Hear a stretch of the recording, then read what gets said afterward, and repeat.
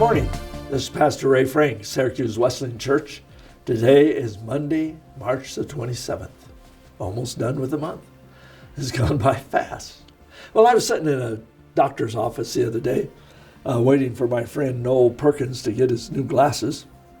And while we were sitting there waiting, a mom and a dad and a little old 3 or 4 year old boy came in, and it wasn't very long before the boy ran over to a wall where they had pictures all over the place of eyeballs.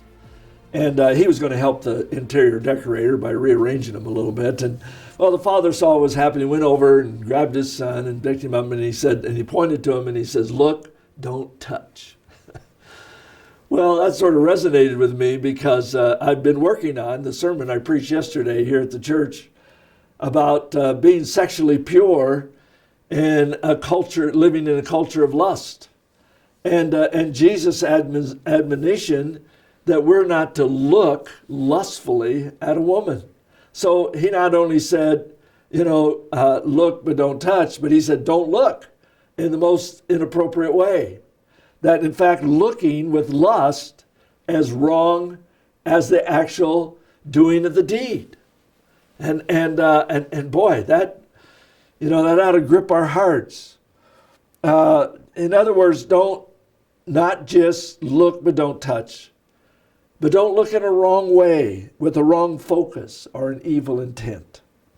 Paul had written to the Thessalonians, it is God's will that you should be sanctified, that you should avoid sexual immorality, and that each of you should learn to control your own body in a way that is holy and honorable, not in passionate lust like the pagans.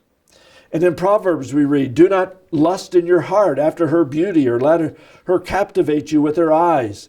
Can a man scoop fire into his lap without his clothes being burned? Can a man walk on hot coals without his feet being scorched?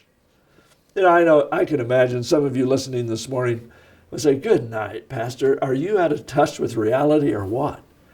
Do you think anybody in this culture can live free from sexual perversion, from sexual lust? I mean, it's all around us. I'm very much aware of that, of course. But if I have chosen to live in close relationship with Jesus Christ, in order to do that, I have to obey his teachings and trust his Spirit to change me from the inside out. I want his word to be my pattern for life, not what the culture says. Just because the culture laughs and scorns at this idea of sexual purity in this day and age, that doesn't make it right. God's word is still the authority for those who want to follow Jesus. And of course, Paul had written to the Corinthians, no temptation has overtaken you except what is common to mankind, and God is faithful. He will not let you be tempted beyond what you can bear, but when you are tempted, he will also provide a way out so that you can endure it. So we have no excuse, folks. If we're going to live lust-free, then we have to live differently from the culture around us. And we just have to accept that that's going to be.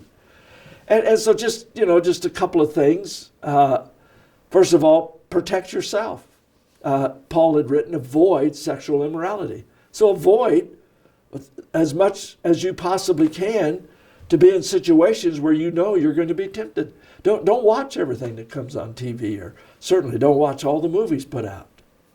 Or don't watch out what you read and what you let your eyes look at. Folks, don't be senseless and think that you can set yourself down in front of something that is sexually provocative and say, oh, no, it won't affect me. Yeah, it will. So the first step is just avoid immorality. Avoid those things. Job said, I made a covenant with my eyes not to look lustfully at a young woman. So it's okay. Make a covenant with your eyes. And then I always suggest, especially if you're a man, to make yourself accountable to somebody. Find somebody that you that you can be honest with, that they have credibility with you, that they know that you know they would be willing to ask you the hard questions.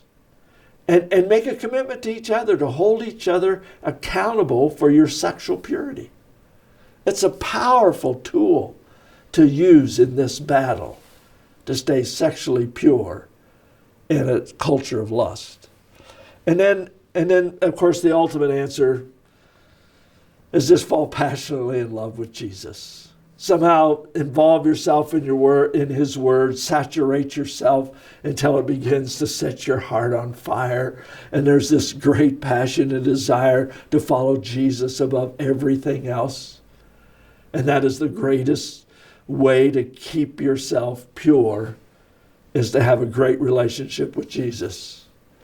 Now, if you're married, obviously a critical issue is to keep your relationship right between husband and wife.